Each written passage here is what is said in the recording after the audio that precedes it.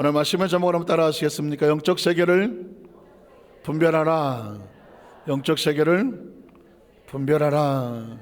이런 제목으로 말씀의 은혜를 나누기를 원합니다.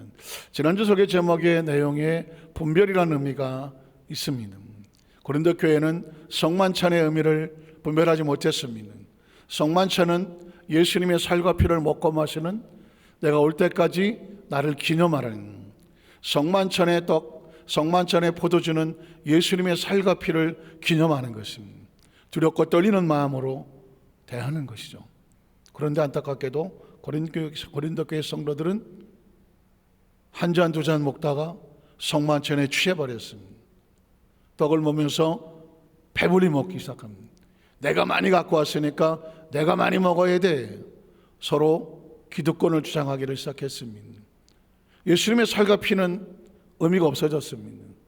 누가 많이 가져왔느냐, 누가 더 많이 먹느냐, 먹고 취하느냐, 추태가 나오기 시작했습니다. 인간적인 존재로 전락해버리고 말았습니다. 성만찬의 의미를 분별하지 못하면 하늘의 것을, 신령한 것을 육적인 것으로 타락시켜버리는 것이죠. 또한 성만찬을 분별하려기 하기 전에 자신도 분별해야 됐습니다. 내가 이 성만찬에 임할 자세가 되어 있는가, 의미를 알고 거룩함으로 준비하고 감히 예수의 살과 피에 손을 댈 수 있는가, 자신을 분별했어야 됐습니다. 이미 성만찬의 의미를 분별하지 못했기 때문에 자신들이 그런 자격이 있는지 없는지 분별하는 것조차도 잊어버렸습니다. 무조건 내가 많이 먹으면 자신이 승리했다고 생각을 하고, 많이 마시면 내가 많이 가져왔으니까 내가 많이 먹는 거지 하고 크리스찬으로서의 원래 목적을 상실해버리고 말았습니다. 저는 한 주간 조금 마음이 슬펐습니다. 혹시 트로트 좋아하시는 분은 아실지 모르겠지만 김호중이라고 하는 트바로티 하면서 좀 전성 가도를 거리고 있는 무슨 공연을 하면 20만 원짜리 티켓이 두 장에 80만 원이 한다 그러고 매진이 된다 그러고, 그럼 사실은 지금 트로트계의 파바로티라고 하는 사람인데 하루아침에 포승줄에 묶여서 경찰서에 수감이 되고 지금 이 시간도 어떻게 유치장에 있지 않을까 이런 생각이 듭니다. 사실은 왜 슬펐느냐면 이 사람이 크리스찬이라고 제가 알고 있기 때문입니다. 크리스찬이라는 걸 알고 있기 때문에 혹시 내가 잘못 봤나? 그래서 영상을 찾아봤더니 3년 전에 새롭게 하셔서 기독교 방송에 나와서 간증도 하고, 자신의 과거에는 폭력을 쓰는 그런 학생 폭력자 같은, 비행 청소년 같은 그런 사람이었는데 좋은 선생님을 만나고 하나님을 믿고 크리스찬이 되고 하나님께서 이 달란트를 주셔서 여기 영광의 자리까지 왔습니다. 그리고 찾아보니까 찬양도 했어요. 영상도 있고요. 그러니까 신실한 크리스찬으로 알고 있고 참 귀하다라고 생각을 했는데 덜커덕 음주운전을 하고 또 뺑소니를 하고 또 서로 바꿔치기를 하고 이런저런 죄명으로 인해서 법정에 서고, 그리고 그 법관은 22살짜리 막내 매니저를 보고 그럼 그 막내 매니저는 감옥에 가도 되고 당신은 안 가도 되냐라는 야단을 맞고, 이런 상황이 되는 겁니다. 전 김호중이라는 사람을 얘기하는 것이 아니라 한때 어려움 속에서 하나님의 은혜로 크리스찬이 되어지고 영향을 끼칠 수 있는 그런 어느 정도 탑에 올라가 있는 사람이 하루아침에 무너지는, 혹시 그냥 어쩔 수 없이 공연 끝나고 어쩔 수 없이 피할 수 없는 자리에서 정말 재수 없이 술 몇 잔 얻어먹고 빠져나오다가 그랬을 거니 이렇게 하고 싶었습니다. 그런데 내용을 보니까 늘 술로 살았다는 것입니다. 가슴이 한쪽 구멍에 뻥 하고 뚫리더라고요. 늘 술로 살았다는 것입니다.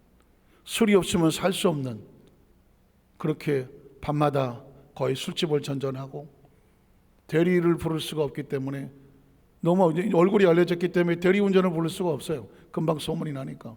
그래서 매니저를 술 대기시켰다는 것입니다. 그러니까 김호중이 술을 먹으면, 밤새도록 먹으면 끝날 때까지 매니저는 집에도 못 가고 기다리고 있어야 되는 거죠. 제 가슴이 허전한 건 뭐냐면 어쩌다가 그 지경까지 갔을까 하는 겁니다. 그 지경까지. 저는 김호중 개인을 얘기하는 게 아니라 한때 잘 나가서 다른 사람들이 보기에 신앙의 모범이 될 만한, 그리고 다른 사람에 은혜를 끼칠 수 있는, 영향을 줄 수 있는 그 크리스천이 하루아침에 무너져서 언론의 영상에 도배를 하고 피투성이로 끌려 들어가는 그 모습을 보면서 어쩌다가 그렇게 됐을까 하는 것입니다. 하나님이 아니면 안 되겠다고 하는 비행 청소년에서 하나님을 만나고 그 은혜로 정말 기적적으로 거기까지 올라갔다고 고백했던 크리스찬이 왜 술이 없으면 하루도 살 수 없는 그런 비참한 존재로 전락해버렸을까 하는 것입니다. 전 그 영적 상태가 왜 술이 없으면 하루도 살 수 없는 술참의 상태가 됐을까? 그건 처절한 육신에 비어진 구멍이 있었다는 것이죠. 술을 마시는 사람들은 다른 이유가 있지 않습니다. 물론 뭐 좋아서 먹고 힘들어서 먹고 뭐 남이 먹어서 먹고 내가 먹고 싶어서 먹고 이유도 많지만 대부분 술을 매일 찾는 사람의 심정은 가슴이 뻥 뚫려 있거든요. 허전하고 피투성이고 아프고 힘들고 불안하고 초조하고 뭔가를 이 상황을 잊어버리고 싶은 뭔가의 돌파구로 술에 빠지는 거거든요. 그러면 크리스천이 왜 거기까지 갔을까? 왜 가슴이 찢어지고 피투성이가 됐을까? 무엇을 놓쳤을까요? 그 안에 하나님이라는 신앙을 놓친 거 아니겠습니까? 하나님으로 채워져서 하나님으로 여기까지 왔다라고 하는 그 감사가 어느 순간에 어마어마한 인기, 엄청난 뭐 돈인도 들어왔겠고 명인도 들어왔겠고 사람들의 인기도 들어왔겠고 뭐 그 엄청난 것이 가슴에 밀고 들어와서 은혜를 잃어버리고 감사를 잃어버리고 신앙을 잃어버리고 믿음을 잃어버리고 피투성이 되어진 그 심정을 하나님 앞에 꼬꾸라져서 힘들면 꼬꾸라지고 아프면 꼬꾸라지고 외로우면 꼬꾸라지고 두려우면 꼬꾸라지고 그 영으로 채워져야 될 그 영적인 그 성전이 거룩한 성전이 텅 비어져 갖고 술로 채우지 않으면 견딜 수 없고 휘청거리며 걸어야 되는 그렇게 됐을까? 그 치열한 영적 전쟁이 왜 없었겠어요? 아마 처음부터 그러진 않았을 거예요. 술 먹으러 갈까? 아니야, 하나님 믿는 사람인데 그냥 한두 잔 먹을까? 아니야 그랬었겠죠. 치열한 육과 영과 육의 싸움이 있었겠죠. 어느 순간에 육이 영을 덮어버렸겠죠. 영이 설 자리를 없어지게 되겠죠.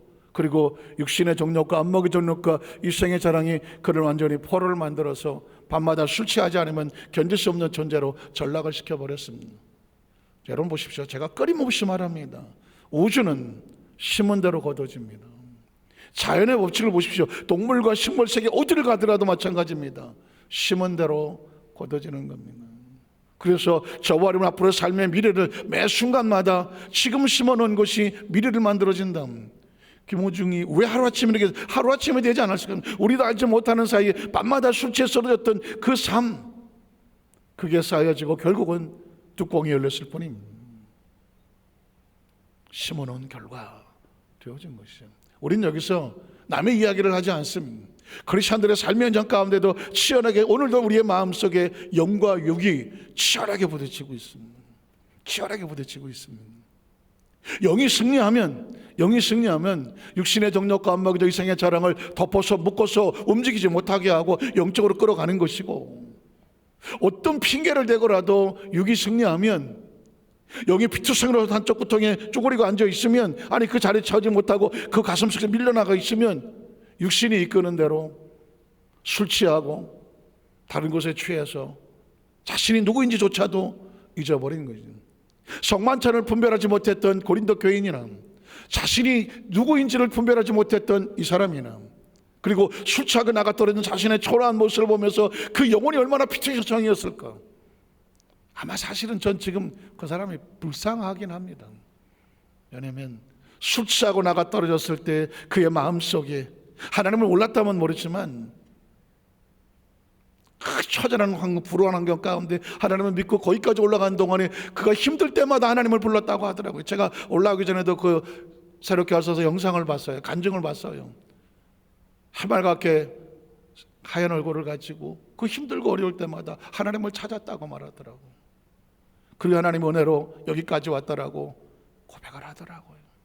그랬던 그 심령이 하나님을 잊어버리고 술에 의지해서 피쳐 나가 떨어졌을 때, 먹을 때는 모르겠지만 술 취가 나가 떨어져 홀로 남았을 때 그 컴컴한 방에서 혼자 얼마나 울었을까요? 그 찢어진 영혼이 얼마나 힘들어요. 지금 아마 그 감옥에서 수감에 있으면서 그는 얼마나 처절하게 그 영혼은 피투성이로 몸부림을 치고 있을까 하는 것이죠.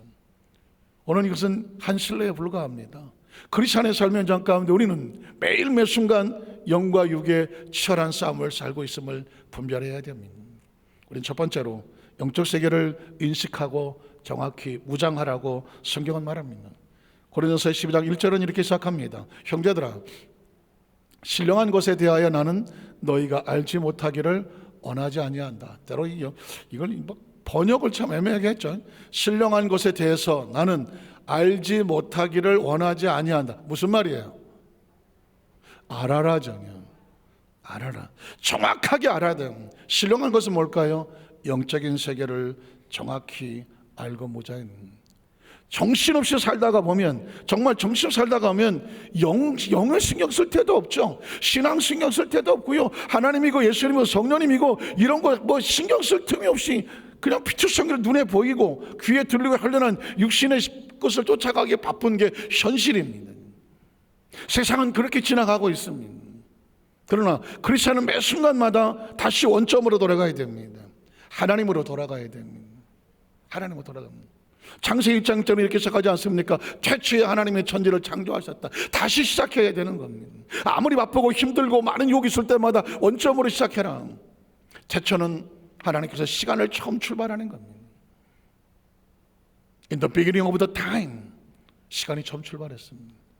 천지는 공간이 스페이스가 출발하는 것입니다. 그러니까 영원, 우리 영역이 아니지만 저 영원, 시간이 필요 없는 저 영원, 그리고 또 끝없이 가는 저 영원, 이 영원 사이에 어느 날 하나님께서 창조주가 여기에다 시간을 튕기는 겁니다. 그러니까 영원과 영원 속에 태초가 시작하는 겁니다.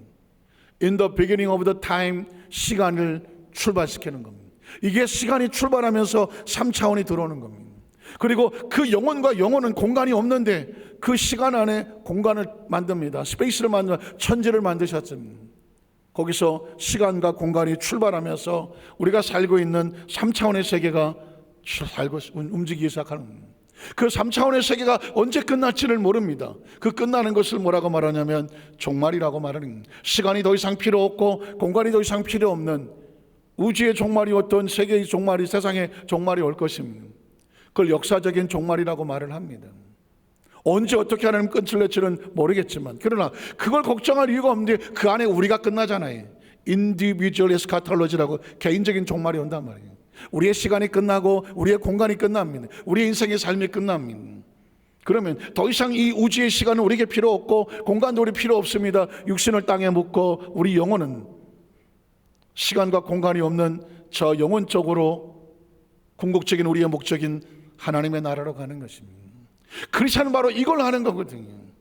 그러니까 영적인 세계란 딴 것이 아닙니다. 비록 육신을 가지고 있지만 우리 속에는 하나님의 영이 있습니다.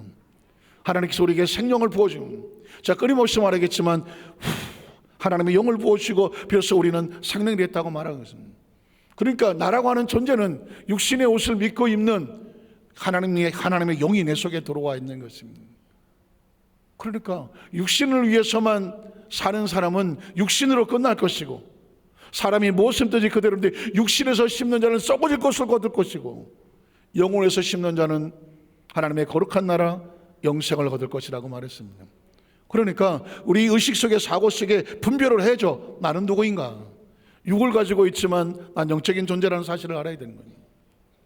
비록 육신은 육신의 양식을 원하지만 사람은 떡으로만 사는 것이 아니라 하나님께서 나오는 말씀으로 살아간다. 자신의 영을 소중히 여기는 사람, 영을 살리고자 하는 싶은 사람, 그런 사람이 예배를 향하여 달려나오는 것입니다. 예배는 하나님과 우리 사이 만나는, 하나님의 말씀이 있고 생명이 있고 은혜가 있고 치유가 있고 우리 영이 숨을 쉬는 곳이란 말입니다. 예배에 실패하는 사람은 인생에 실패할 수밖에 없습니다. 예배에 실패하는 사람은 자기 스스로 자기 인생에 썩어질 것을 심는 것입니다. 어떤 이유와 핑계를 대고 예배에 실패하는 사람에게 미래를 기대할 이유가 없습니다. 내 이름을 기념하고 단을 쌓고 거기에 재물을 올려놓고 나에게 단을 쌓는 자에게 내가 강림하여서 그것의 복을 주겠다고 말을 했습니다. 예배의 재단이 없는 사람이 감히 하나님의 복을 기대한단 말입니까? 어림도 없는 소리입니다. 하나님은 재수와 요행으로 살아가는 크리스찬을 원하지 않습니다. 인생을 재수와 요행이라고 생각하지 마십시오. 사람은 무엇을 심든지 그대로 거두는 것입니다. 갈라디아서 6장 9절은 제가 끊임없이 말하겠습니다. 스스로 속이지 마라. 하나님은 마늘의 여김을 말하지 않는다. 하나님 앞에 심어놓지 아니하고 나에게 뭐 재수가 좋을 거야, 나한테 좋은 일이 날 거야, 어림도 없는 소리 하지도 마라. 네가 심은 대로 네 인생을 끝낼 것이다. 열매 맺게 할 것이라는 것입니다. 그래서 성경은 우리에게 신령한 것에 대해서 정확하게 알고 있어라는 것입니다. 고린도 교회 성도들이 성만찬을 갖다가 피투성이로 만들고 먹고 배불리 모시고는 것이 잘 먹었다, 아이고 잘 마셨다, 이건 육적으로 전락시켜 버린 것입니다. 저는 아까 우리 장로님 기도하셨는데 좀 두 번 얘기해서 죄송하지만 기도하면 다 외워요. 장로님들 기도하시면 제 머릿속에 다 외워져요. 아까 장로님 기도하시다고 했습니다. 철저하게 영적인 기도를 하시더라고요. 우리가 장로인 것을 잊어버리지 말게 하시옵소서. 그 사명이 무엇인지를 잊어버리지 말게 하시옵소서. 세상 앞에서도 본이 되게 하여 주시옵소서. 교회 안에서도 장로가 교회에서 본이 되게 해 주시옵소서. 헌신 예배란 그거 하려고 하는 거 아니겠습니까? 결단하고 각오하고 하나님 앞에서 고백을 하고 성도들 앞에서 우리가 장로님으로서 귀한 사명 받았으면 우리가 이런 장로가 되기를 소원합니다. 그 고백이 헌신 예배 아니겠습니까? 어느 직분이 기관에서 헌신 예배를 하더라도 그거 아니겠습니까? 가슴이 울컥거리더라고요. 우리 장로님들이 이 영성에 대해서, 영적인 것은 이 사명에 대해서 정확히 알고 바라보고 사모하고 계시는구나. 대접받으려고 하지 아니하고 섬기게 하여 주시옵소서. 그렇게 기도하시더라고요. 사랑하는 성도 여러분, 이게 정확한 우리 장로님들이 육신의 장로가 아니라 영의 장로라고 하는 신령한 의미를 알고 고백하는 기도가 아니겠습니까? 기억하십시오. 세상 일이 바쁘고 한 주간도 바쁘셨을 거예요. 그러나 기억하십시오. 형제들아, 신령한 것에 대해서 너희가 확실히 알기를 원하노라. 두 번째로, 하나님을 모르면 귀신의 세계에 잡혀서 살게 된다. 치열한 영적 세계를 말하고 있습니다. 2절에 보면 너희도 알거니와, 이미 알고 있는 겁니다. 너희가 이방인으로 있었을 때, 이방인이 뭘까요? 예수를 믿지 아니하고 하나님 백성이 아니었을 때, 하나님 밖에 있었을 때 말 못하는 우상에게로 끄는 그대로 끌려갔습니다. 영적인 것은요, 역시 우리 안에 거룩한 성령이 있으면 하나님의 영이 우리를 끌고 가는 것이고, 우리 안에 세속적이고 더러운 것이 육신의 정욕과 안목의 정이상의 자랑이 내 속에 들어와 있으면 누가 끌고 간다고요? 귀신이 끌고 가는 겁니다. 귀신이 끌고 가는 겁니다. 기억하셔야 돼요. 왜 파리가 이렇게 달라들고 난리야. 파리를 가지고 원망하시는데 파리를 원망할 필요가 없습니다. 파리가 왜 달라들까요? 내 안에 쓰레기 같은 생각이 가득 차 있으면 파리 같은 귀신 달라드는 겁니다. 왜 나에게 벌이 올까? 나비가 올까? 왜 올까요? 내 안에 향기가 나기 때문입니다. 사람들은 말씀하기, 왜 나는 되는 일이 없고, 나 왜 힘들고, 왜? 사실은 환경은, 외부의 환경은 내 내면에서 만든다는 말이 있습니다. 내면에서 만듭니다. 내 마음이 지옥을 가지고 있으면 아무리 최상의 에덴 동산에 갖다 놓으십시오, 지옥입니다. 아담과 하와가 에덴 동산에 있으면서도 그 에덴이 지옥처럼 변한 게 뭘까요? 선악과를 따먹고 자기가 수치스러워서 부끄러워서 나무 그늘 뒤에 숨었습니다. 그 시간에 아담과 하와가 에덴을 낙원이라고 생각했겠습니까? 지옥 같았습니다.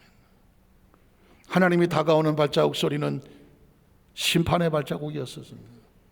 아담아, 내가 어디 있냐라고 물었을 때 그들은 참하게 일그러졌습니다.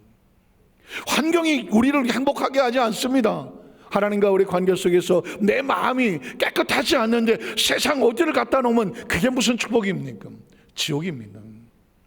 내가 하나님 앞에서 온전히 서고 하나님 앞에 깨끗함을 가지고 섰을 때 비로소 내가 비록 보리밥에 무슨 열무김치를 먹고 앉아서도 그게 기쁘고 맛있고 행복한 것입니다.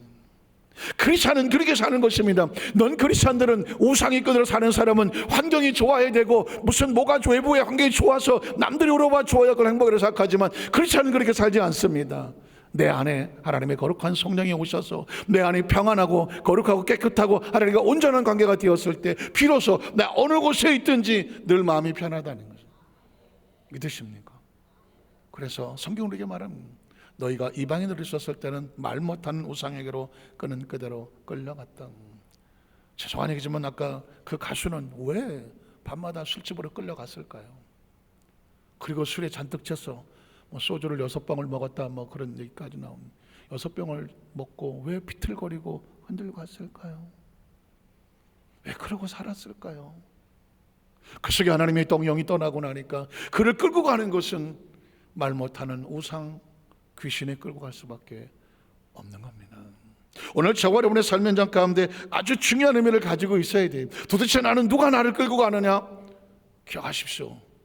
내 마음을 거룩하고 성결하게 하나님의 거룩한 성령으로 늘 무장하고 있어야 내 마음이 깨끗해야 나한테 벌과 나비가 나오는 것입니다. 성령님이 나에게 다가오시는 것입니다.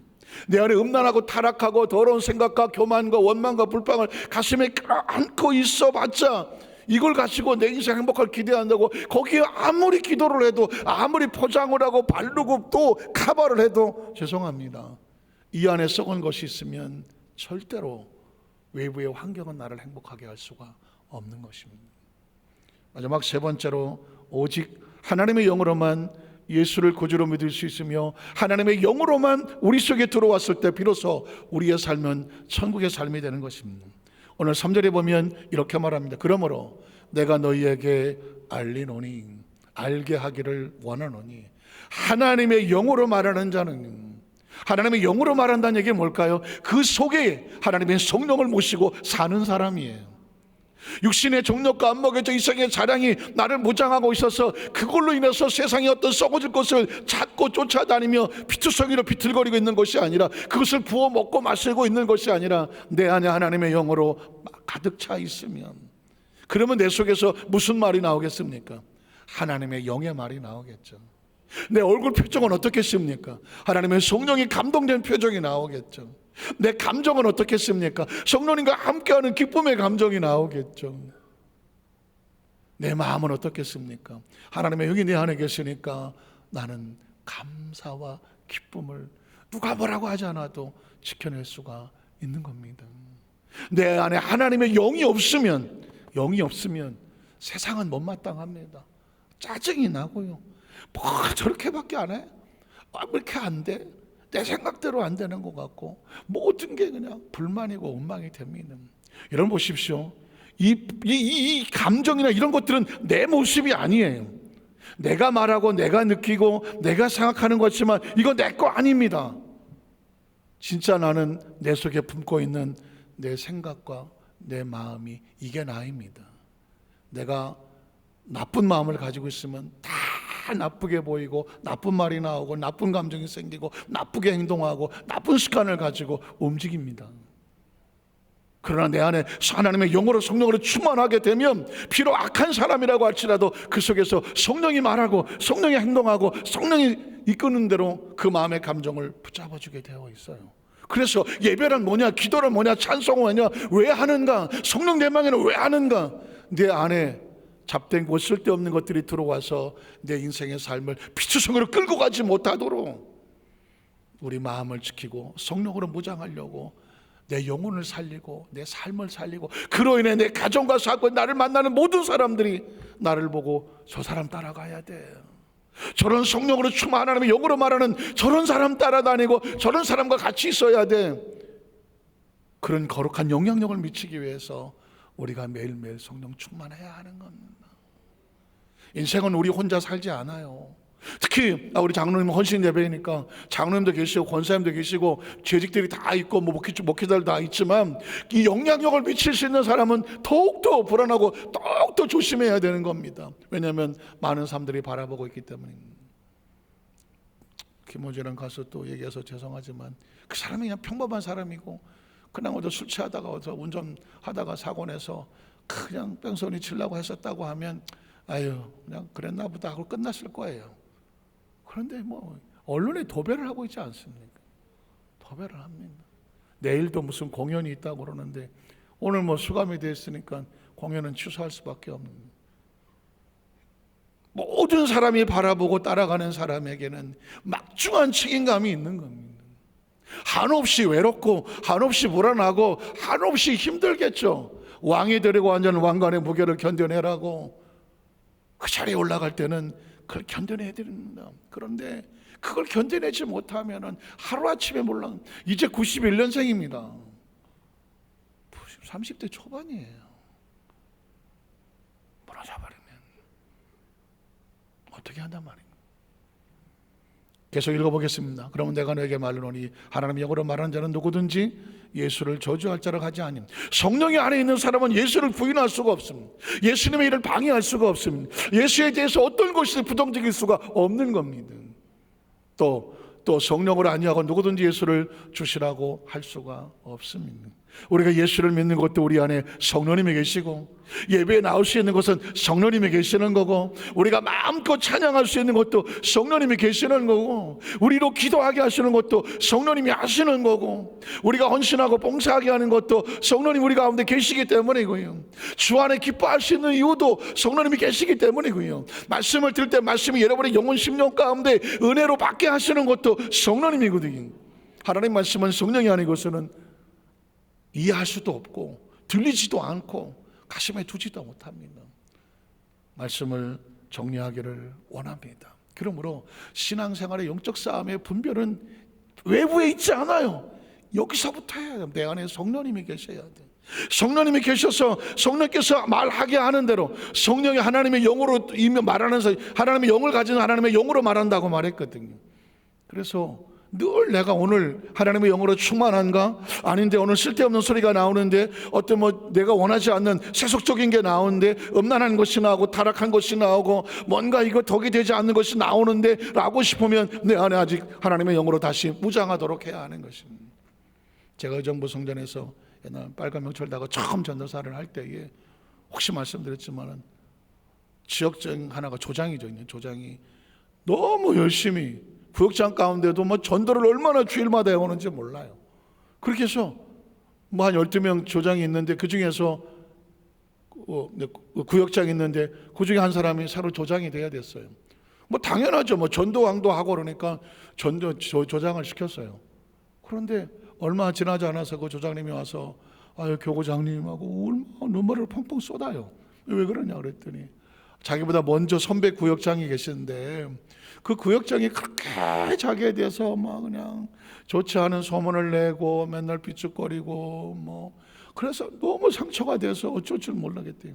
그래서 무슨 소리냐 그랬더니 구역 식구들에게 계속 거짓말을 자꾸 한다는 거예요. 하도 저도 견디다 못해서 안 되겠다. 3자 대면하자. 그 조장님하고 구역 식구를 데리고 그 구역장님을 찾아갔어요. 찾아갔더니 얼굴이 잔뜩 부어서 안 됐어요. 그래서 오늘 여기 새로 된 우리 조장님이 이런 얘기를 하는데 우리 구역장님 생각은 어떻습니까? 처음에는 어쩌고 저쩌고 하다가 갑자기 그냥 눈물을 확 쏟더니 아유 전도사님 죄송해요. 그렇지 않아도 제가 밤마다 시달린데 자기보다 뒤늦게 된 구역장이 열심히 한다고 구역장 조장이 됐어. 자기는 조장이 되고 싶었는데 여러 가지 일 때문에 그걸 못하고 자기보다 후배가 먼저 조장이 됐어. 미움이 들어오기 시작하고 시기가 들어왔어. 서운함이 들어왔어. 무섭습니다. 이게 들어오니까 그 다음부터는 그 조장이 꼴보기 싫어하고 그 다음에 모든 보는 것마다 험담을 하기 시작하고 보는 사람들마다 저거 왜 저래 삐죽거리기 시작을 하고 부정적이기 시작하고 나중에 알고 보니까 없는 얘기도 하게 되더래. 거짓말을 하게 되더래. 입만 열면 거짓말을 하게 되더래. 어느 날 자기가 가만히 생각하니까 내가 왜 이럴까? 알고 봤더니 자기 속에서 속살거리는 걸 발견합니다. 거짓 영이 들어온 거예요. 미움과 시기와 질투와 서운함과 섭섭함을 움츠리고 있으니까 사람은 무엇으로 심든지 그대로 거둡니다. 부정적인 걸 심어놓으면요, 귀신이 얼씨구 나고 들어와 자리 잡는 거예요. 나중에 기도 제목은 아유 전사님 저 기도해 주세요. 밤마다 시달려요. 울더라고요. 난 그때 처음 알았어요. 그냥 시기하는 줄 알았어. 그냥 질투하는 줄 알았어. 그래 자기 후배가 먼저 그 조장이 되고 하니 아유 마음 아프고 다 할거니 어떡하겠어. 그냥 위로한다고 생각을, 그게 아니었어요. 치열한 영적 전쟁에 귀신이 숨어 있었어요. 거짓 영이 숨어 있었고 시달리고 있었어요. 그래서 오히려 그 새로운 조장하고 그 식구와 같이 가면서 그 구역장으로 해서 기도했어요. 귀신을 쫓아내는. 나중에 이 구역장이 그냥 울고 불고 통곡하며 회개하고 하고 마지막에 잘못했다고 하고 그리고 울면서 이제 마음이 평안해졌다고 하고 감사합니다 하고 마무리 짓더라고. 그때 그 장면이 그게 뭐 언제예요? 88년도 예약인데 잊혀지지가 않아요. 저한테는. 사람은 그 마음속에 무엇을 품고 있느냐에 따라서 하나님의 성령이 우리 속에 들어와서 자리 잡기도 하고요, 잘못 마음에 품으면 귀신이 와서 떠그덕 앉아있고 모르는 시침이 떼고 사람의 삶을 부탁하게 놔요.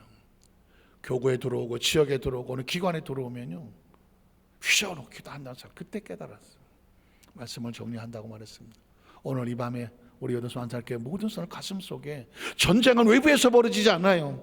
내 안에 내부에서 벌어집니다. 내 안에 성령님을 모시느냐, 아니면 내가 원치도 않는 악한 것이 들어와서 내 속에 들어와서 모르는 데 시침이 뚝 따고 내 삶을 피투성이로 만들어가느냐, 이건 우리의 선택에 담겨져 있습니다. 오늘 여도서 한살교회 모든 성도 삶의 현장 가운데 내 안에 절대적으로 난 하나님의 성령님만 모신다, 성령으로만 말한다, 성령의 감정과 성령의 느낌과 성령의 생각과 성령의 인도와 성령의 사고가 아니면 단호하게 해서 내가 뭐 서운해서 그렇지 뭐 섭섭해서 그렇지 뭐 이건 내 감정인데, 여러분 절대로 그거 용납하시면 안 됩니다. 그건 귀신을 불러들이는 것이고 삶을 스스로 무너뜨리게 만드는 거예요. 부정적이 들어오거든 금식을 하든 거꾸로 엎드려서 그 안에 부정이 다 빠져나갈 때까지 작정하고 통곡하며 기도해서 마음에 감사가 들어오고 평안이 들어오고 기쁨이 들어오고 용서가 들어오고 은혜가 들어오거든 그때 비로소 움직이십시오. 그렇지 않으면 나도 죽고 내가 만난 모든 사람을 상처투성이로 만듭니다. 영적 세계를 분별해서 하나님 주신 평안함과 기쁨으로 나도 평안하고 가정도 평안하고 우리가 만난 모든 사람이 다 평안하게 만드는 축복의 통로가 되시기를 주의 이름으로 축복합니다. 기도하겠습니다. 전능하신 하나님 아버지,